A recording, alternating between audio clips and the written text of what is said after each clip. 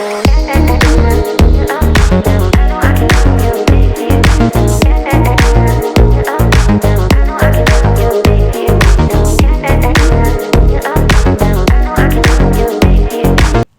बच्चों, यह है क्लास नंबर 14 चैप्टर नंबर 1 वास्तविक संख्याएं। आज हम लोग करेंगे बहुत ही इंपॉर्टेंट बोर्ड मॉडल वस्तुनिष्ठ प्रश्न। आज का फर्स्ट क्वेश्चन है, यदि P और Q दो अलग अलग अभाज्य संख्याएं हैं तो उसका HCF है। मेरे बच्चों, आप लोग जानते हो कि अभाज्य संख्या किसे कहते हैं? वो संख्या जिसके सिर्फ दो ही गुणनखंड होते हैं। एक तो वो संख्या 1 है यानी कि 1 है, और दूसरी संख्या वो खुद है। तो खुद देख सकते हो जितने भी अभाज्य संख्याएं हैं उसके कितने गुणनखंड होते हैं? 2। पहला गुणनखंड क्या होता है उसका? 1। दूसरा गुणनखंड क्या होता है? वो संख्या खुद। ठीक है, जैसे मैं यहां पे लिख के दिखाता हूं आपको। जैसे यहां पे 2 क्या है? एक अभाज्य संख्या है। 2 के कितने गुणनखंड होते हैं? एक होता है 1 और दूसरा होता है 2। जैसे यहां पे जैसे P का कितना हो जाएगा? 1 और P। Q का भी कैसे हो जाएगा? मतलब क्या क्या गुणनखंड होगा? 1 और Q। तो हमें P और Q का HCF चाहिए ना। तो इस दोनों में देखो ना आप क्या मिल रहा है, सिर्फ और सिर्फ 1 मिल रहा है ना। जो मिलता है वही HCF होगा। तो यहां पे ऑप्शन क्या होगा हमारा? D। ठीक है, हम लोग करते हैं नेक्स्ट क्वेश्चन। ये रहा सेकंड क्वेश्चन। यदि A और B दो अलग अलग अभाज्य संख्याएं हैं तो उसका LCM है। तो उसका LCM क्या होगा? तो यहां पे देखिए सेम क्वेश्चन, पहले वाला ही क्वेश्चन है। यहां पे HCF पूछा है, यहां पे LCM पूछ रहा है। ठीक है, तो LCM कैसे निकलता है मेरे बच्चों? इसका जो भी हमने गुणनखंड यहां पे निकाले, सिर्फ P और Q को देखना आप लोग। जो दोनों में मिलता है उसको लिखना होता है, और जो नहीं मिल रहा है उसको भी लिखना होता है। फिर इसको गुणा कर लेते, कितना आ गया? P गुणा में Q। तो ऑप्शन क्या है? D हो गया। देखिए नेक्स्ट क्वेश्चन है, माना कि P एक अभाज्य संख्या है। मान लेते P क्या है? एक अभाज्य संख्या तो जानते हैं ना, जिसके सिर्फ और सिर्फ 2 गुणनखंड होते हैं, एक और वो खुद है। तो इसके गुणनखंड का योग ज्ञात कीजिए। कहते हैं तो उसके गुणनखंड का योग क्या होगा, है ना। तो सॉल्यूशन आप देखिए इसका। जैसे हमारे पास अभाज्य संख्या है P, तो P मतलब P का गुणनखंड क्या क्या होगा? एक तो होगा 1 और दूसरा होगा वो खुद, है ना। तो जब इसने क्या पूछा क्वेश्चन में? माना कि P एक अभाज्य संख्या है तो इसके गुणनखंड का योग पूछा उसने। तो P अभाज्य संख्या तो इसके 2 गुणनखंड होगा, एक तो होगा A, दूसरा होगा वो खुद। तो इसको ऐड करेंगे तो हमें आंसर मिल जाएगा, क्योंकि लिखा है क्या? उसका योग निकालना है आपको। तो ऑप्शन क्या है हमारा? C। ये ऑप्शन आ गया C। हम लोग नेक्स्ट क्वेश्चन करते हैं। क्वेश्चन है, 2 क्रमागत धनात्मक पूर्णांकों का HCF है। 2 क्रमागत धनात्मक पूर्णांक का क्या मतलब है? क्रमागत का मतलब हो गया एक के बाद ठीक दूसरा नंबर। अगर हम लोग 13 सोचेंगे एक नंबर, तो अगला नंबर क्या होगा? 14। अगर हम लोग सोचेंगे 18 तो दूसरा नंबर क्या होगा? 19। मतलब 2 क्रमागत। एक क्रमागत का मतलब हो गया एक के बाद ठीक दूसरा। ठीक है, तो उसका HCF कितना होगा? तो हम लोग क्या करते हैं, इसको सॉल्व करने के लिए कोई भी 2 क्रमागत धनात्मक पूर्णांक ले लेते हैं। तो यहां पे हम लोगों ने क्या किया? कोई भी 2 धनात्मक पूर्णांक लिया हमने। जैसे मैंने 15 लिया तो दूसरा नंबर क्या हो जाएगा? 16। अब इस 15 और 16 का हमें HCF निकालना है। तो HCF निकालने के लिए क्या करना पड़ेगा? पहले दोनों का अभाज्य गुणनखंड। तो मैं करके लिख देता हूं यहां पे। दोनों का अभाज्य गुणनखंड हो गया। अब HCF हम लोग मेरे बच्चों कैसे निकालते हैं? तो HCF निकालने के लिए क्या करते हैं? दोनों में समान संख्या ढूंढते हैं और छोटी घात वाली संख्या ढूंढते हैं। ठीक है, तो यहां पे देखो कुछ भी मैच नहीं हो रहा है। जब भी कभी भी आप ना 2 क्रमागत धनात्मक पूर्णांक लोगे, कभी भी इस दोनों में कुछ मैच नहीं होगा। और जिसमें कुछ मैच नहीं होगा, कुछ भी सामान्य संख्या नहीं है, तो हमेशा उसका HCF कितना? 1 होता है, क्योंकि इसके साथ भी हम लोग 1 लिख सकते हैं, इसके साथ भी 1 लिखा जा सकता है। HCF कितना आ गया? 1। हमेशा याद रखना, जब भी 2 संख्याओं के अभाज्य गुणनखंड में कुछ भी अगर कॉमन नहीं है, कुछ भी सामान नहीं है, तो उसका HCF हमेशा कितना होना है? 1। ठीक है, तो ऑप्शन क्या आ गया आपका बी। अब यहां पे देखिए नेक्स्ट क्वेश्चन है, माना कि n एक प्राकृतिक संख्या है। प्राकृतिक संख्या से पता है मेरे बच्चों आप लोगों को, काउंटिंग नंबर, गिनती की संख्या, उसी को प्राकृतिक संख्या कहते हैं। माना कि n एक प्राकृतिक संख्या है तो एलसीएम n और n+1 का क्या होगा। मेरे बच्चों यहां पे ध्यान से देखो, ये किसकी बात कर रहा है, ये बात कर रहा है क्रमागत धनात्मक पूर्णांक के बारे में बात कर रही है। क्योंकि खुद देखो ना, अगर ये संख्या आप 5 लेते हो तो ये कितना आ जाएगा, 5 + 1 6। अगर ये मान लेते 15 लेते हो तो ये कितना, 15 + 1 कितना हो जाएगा, 16। अगर ये आप 17 लोगे तो ये देगा 18। अगर ये आप 25 लोगे तो ये देगा 26, क्योंकि +1 कर लेना है। तो ये किसका पूछ रहा है एलसीएम, ये पूछ रहा है दो क्रमागत धनात्मक पूर्णांक का एलसीएम कितना होता है। तो पहले हम लोग क्या करते हैं, कोई भी दो क्रमागत धनात्मक पूर्णांक लेते हैं, फिर उसका क्या करेंगे हम लोग, एलसीएम निकाल के देखते हैं, फिर इसमें ऑप्शन बताऊंगा कि क्या आएगा। ठीक है, अगर एक प्राकृतिक संख्या हम लोग 5 मानते हैं तो दूसरा कितना आ जाएगा, इसके हिसाब से 5 + 1।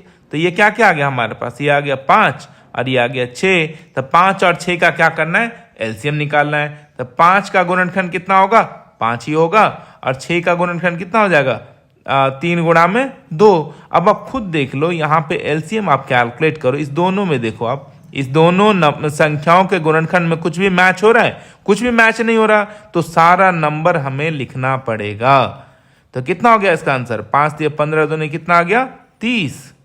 ठीक है, यानी कि सीधा इसको मल्टीप्लाई करो तो भी तो 30 ही आएगा, अगर गुणा करो तो हमेशा याद रखना, दो मतलब क्रमागत धनात्मक पूर्णांकों का जो एलसीएम आता है कैसे निकलेगा, सीधा क्या करो, आप उस दोनों को गुणा कर दो, आपको आंसर मिल जाएगा।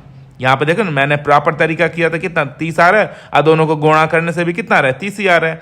तो यहां पे भी एक संख्या n है और दूसरी संख्या n+1 है, तो कैसे मिलेगा इसका एलसीएम, दोनों को गुणा कर देंगे। तो कौन सा ऑप्शन से मैच हो रहा है, ऑप्शन सी से मैच हो रहा है। तो ऑप्शन क्या है हमारा, सी। नेक्स्ट क्वेश्चन है, यदि दो संख्याओं का एलसीएम 3600 है तो निम्नलिखित में से कौन सी संख्या उसका एचसीएफ नहीं हो सकती है। जैसे यहां पे देखिए कुछ संख्या दे रखा है ना, जैसे ये सब ऑप्शन में दे रखा है, और 3600 क्या है, एलसीएम है। तो कहता है कौन सी संख्या है जो एचसीएफ नहीं हो सकता है और कौन सा हो सकता है। तो मेरे बच्चों हमेशा याद रखना, एलसीएम जो होता है ना, अपने एचसीएफ से हमेशा वो डिवाइड हो जाता है। हमेशा जो 3600 को पूर्णतः विभाजित नहीं करेगी वो उसका एचसीएफ नहीं हो सकता है। चलिए 1 बाय 1 क्या करते हैं, चेक करते हैं। 3600 को क्या करते हैं, ये जो भी नंबर है ना, सबको सबसे 1 बाय 1 हम लोग इसे डिवाइड करके देखते हैं।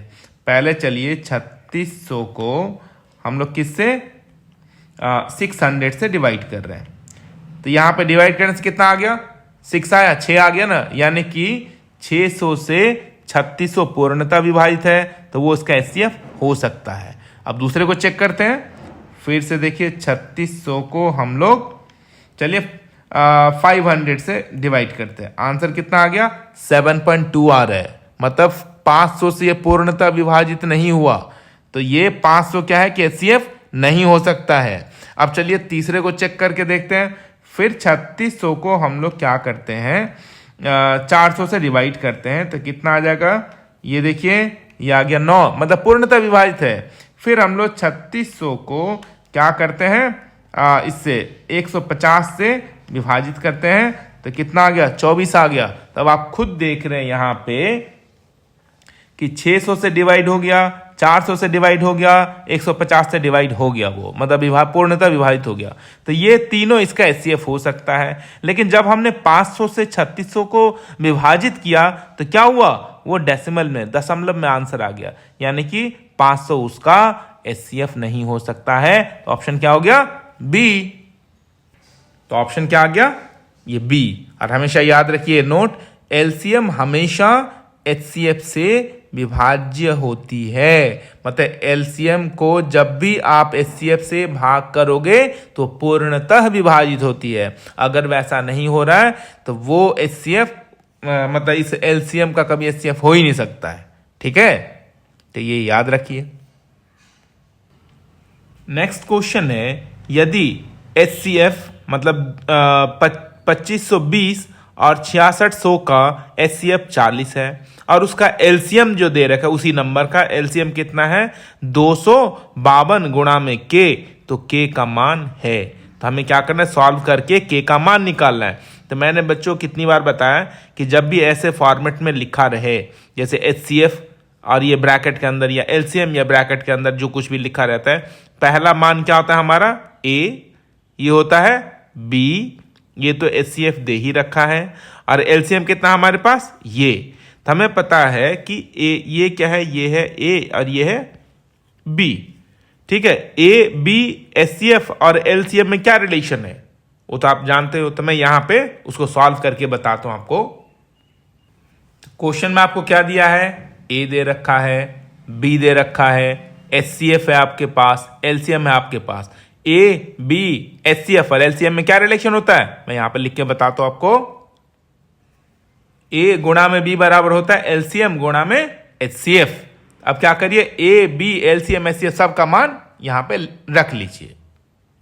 तो यहां पे सबका मान रख दिया, A बराबर में 2520, B बराबर में ये एलसीएम आपका यहां से यहां तक ये एलसीएम है, और HCF कितना है, ये 40 आपका एलसीएम है, सॉरी HCF है। हमें क्या निकालना है, K, हमें निकालना है K। तो K के साथ जो संख्या गुणा के रूप में है उधर भेजने से किस में बदल जाएगा, वो बदल जाएगा भाग के रूप में। तो K बराबर कितना हो जाएगा, ये संख्या और डिवाइडेड बाय ये गुणा में ये। तो मैं लिख के बताता हूं आप, ठीक है मेरे बच्चों। तो K इक्वल टू कितना आ गया, ये नंबर और डिवाइडेड बाय K के साथ जो था गुणा में वो भाग में आ गया। अब करेंगे हम लोग कैंसिल, देखिए एक जीरो से एक जीरो उड़ा दीजिए। फिर यहां पे देखिए ये संख्या से ये संख्या भी कैंसिल हो गया। अब क्या करिए, 4 से ना इसको 6600 को भाग कर लीजिए। तो देखिए क्या आंसर आएगा, तो भाग करने से आ गया ये 1650, है ना। तो ऑप्शन किससे मैच हो गया आपका, ये देखिए ऑप्शन ए। तो चलिए हम लोग करते हैं नेक्स्ट क्वेश्चन। नेक्स्ट क्वेश्चन है, यदि n एक प्राकृतिक संख्या है तो 6 की घात n घटा में 5 की घात n हमेशा समाप्त होता है। ऑप्शन लिख देता हूं मैं, यहां पे देखिए 6 टू द पावर n है और 5 टू द पावर भी n है, तो अब बीच में क्या माइनस है। कहता है इस दोनों का डिफरेंस, दोनों का अंतर किस पे समाप्त होगा, है ना, मतलब 3 पे समाप्त होगा या 5 पे या 1 पे या 7 पे। तो हम लोग क्या करते हैं, ये तो प्राकृतिक संख्या ना, प्राकृतिक संख्या आप लोग जानते हैं कि होता क्या है, ठीक है। तो पहले हम लोग क्या करते हैं, 1 बाय 1 कुछ वैल्यू यहां पे रख के मतलब देखते हैं कि क्या आंसर आता है, ठीक है। तो यहां पे मैं करके दिखाता हूं ये क्या क्वेश्चन है ये। तो यहां पे मैंने n क्या है, प्राकृतिक संख्या ना, तो मैंने सबसे पहला जो प्राकृतिक संख्या 1 है वो डाला है। यहां 1 है तो यहां पे भी 1 ही डालना है आपको, ठीक है। तो 1 डालता 6 की घात 1 मीन्स क्या हो गया, ये हो गया 6 और ये 5, तो 6 माइनस 5 कितना आया 1, यानी कि ये किस पे समाप्त हुआ, 1 पे। अब मैंने यहां पे क्या किया, n के बदले क्या ले लिया 2, तो यहां पे 2 तो यहां पे भी 2, तो 6 का स्क्वायर कितना हो जाएगा, 6 का वर्ग 36 होता है और 5 का वर्ग कितना 25 होता है। तो 36 और 25 को माइनस करके देखते हैं क्या आंसर आता है।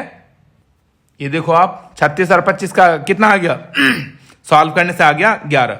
तो अभी भी इसका जो आंसर है किस पे एंड हो रहा है, ये किस पे समाप्त हो रहा है, 1 पे। एक वैल्यू और डाल के देखते हैं, अब हम लोग n के बदले 3 डाल के देखते हैं।